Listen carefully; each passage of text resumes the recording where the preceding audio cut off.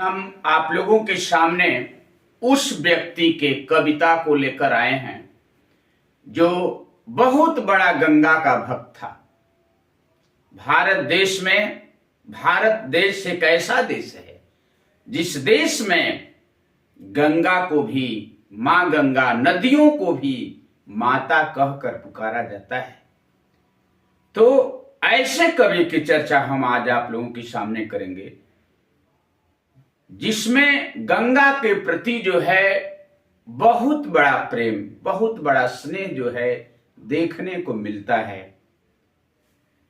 तो आज हम आप लोगों के सामने मैथिल कवि विद्यापति के बारे में चर्चा करेंगे, जो मीराबाई, तुलसीदास, सूरदास और कबीरदास के पहले कवि थे और इनको मैथिल कोकिल भी कहा जाता है। इनकी रचनाओं में प्रेम, श्रृंगार और भक्ति की और समर्पण की बहुत बड़ी भावना जो है देखने को मिलती है। और गंगा स्तुति, गंगा के प्रति भक्ति और स्तुति का बेजोड़ नमूना है। इनकी गंगा भक्ति सीधे हृदय को छू लेती है।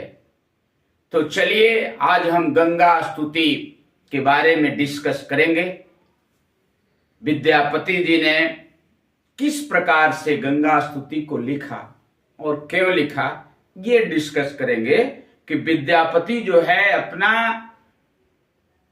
कुछ समय जो है मां गंगा के तट पर इन्होंने व्यतीत किया था और मां गंगा के प्रति जो है इनकी असीम भावना जो है इनके हृदय में उत्पन्न हो गई थी। तो जिस समय ये मां गंगे को छोड़कर जा रहे थे, इनके आंखों से आंसुओं की धाराएं प्रवाहित हो गई थी, क्योंकि मां गंगे के प्रति इनको इतना स्नेह, इतना प्रेम वहां पर मिला, इतने आनंद से इन्होंने जीवन को व्यतीत किया और जब छोड़कर जाने लगे तो इनको आंख से आंसुओं की धाराएं बहने लगी। तो ये गंगा स्तुति में सुनेंगे कि ये क्या लिखते हैं। ये पहली पंक्ति में लिखते हैं, बड़े सुख सार पायल तुअ तेरे, छाड़ते निकट नयन बहने रे, कर जोरी विमलयो विमल तरंगे, पुन दर्शन होय पुनमति गंगे, एक अपराध क्षमब मोरे जानी, परसल माय पाय तुय पानी, की गर्भ जप तप जुग ध्याने, जन्म कृतारथ ये कहीं शयाने, भले ही विद्यापति समदयो तो ही, अंत काल जनु बिसरहि मोही। चलिए पहली पंक्ति का डिस्कस करेंगे कि कवि विद्यापति जी क्या कहना चाहते हैं। बड़े सुख सार पायल तुए तेरे, छाड़ इते निकट नयन बहने रे।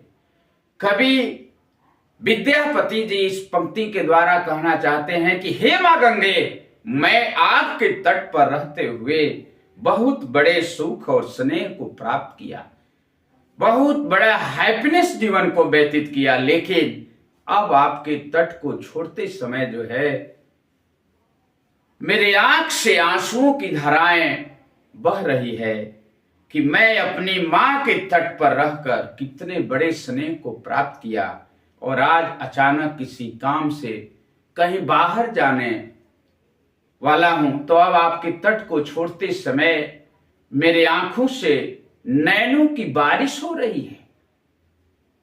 सेकंड स्टेंजा में क्या लिखते हैं कि कर जोरी विनम्यो विमल तरंगे, पुन दर्शन होए पुनमति गंगे। ये कह रहे हैं कि हे मां गंगे, मैं हाथ जोड़कर नमस्कार कर रहा हूं, विनती कर रहा हूं कि फिर से आपका दर्शन जो है आप ऐसे मुझे आशीर्वाद दें, हम पर ऐसी असीम कृपा बनाए रखें कि फिर से आपका दर्शन हो सके, मैं पुनः आपका दर्शन करने के लिए यहां बार बार आता रहूं। इस तरह की कृपा हे मां गंगे मुझ पर बरसाते रहना। तीसरी पंक्ति में लिखते हैं कि एक अपराध क्षेम मोरे जानी, परसल माय पाए तुय पानी। कवि विद्यापति जी कहते हैं कि हे मां गंगे, एक बहुत बड़ा अपराध मुझसे हो गया। अपराध मीन्स गलती। इस अपराध को आप क्षमा कर देना हे मां गंगे। पुत्र जो है कुपुत्र हो जाता है, लेकिन क्वचिदपि कुमाता न भवति। मां जो है कभी कुमाता नहीं होती है। इसलिए मां गंगे से विद्यापति जी कह रहे हैं कि एक गलती को क्षमा कर देना हे मां गंगे। वो बता रहे हैं कि आपका जल का मैंने गंदे पैरों से स्पर्श कर लिया हूं। पात्र में गंगा जल रखा हुआ था और उस पैर को विद्यापति जी ने पैरों से स्पर्श कर लिया था। वो पैर जो है उस पर चल गया था, इसलिए कह रहे हैं कि हे मां गंगे, इस गलती को अपराध कर देना। ये गलती जो है अनजान में मुझसे हो गया था, इसलिए तुम तो मेरी मां हो, इस अपराध को क्षमा कर देना। नेक्स्ट पंक्ति में कहते हैं कि करब जप तप जोग ध्यान, जन्म कीर्तारथ ये कहीं सयाने। कहने कि हे मां गंगे, तुम में एक बार स्नान करके मेरा जो है जीवन कृतार्थ हो गया, जीवन मेरा सफल हो गया। मुझे जो है जप तप और ध्यान करने की कोई आवश्यकता नहीं है। इसलिए एक बार जो है तुम्हारे जल में मैंने स्नान कर लिया, तो उस जल में स्नान कर लेने के कारण अब मुझे लगता है कि जप तप और ध्यान करने की जो है कोई आवश्यकता नहीं है। लास्ट लाइन में कवि विद्यापति जी कह रहे हैं कि भनई विद्यापति समदयो तो ही, अंत काल जनु बिसरहि मोहि। हे मां गंगे, भले ही विद्यापति मैं तो आपको मां मानता हूं, लेकिन भले ही विद्यापति जैसा बेटा हे मां गंगे आपको भूल जाए, लेकिन अंत काल तक तुम मुझे नहीं विसारना, अंत काल तक तुम मुझे मत भूलना, तुम अंतिम समय में मुझे भूल मत जाना। हे मां गंगे, मेरा बेड़ा पार कर देना।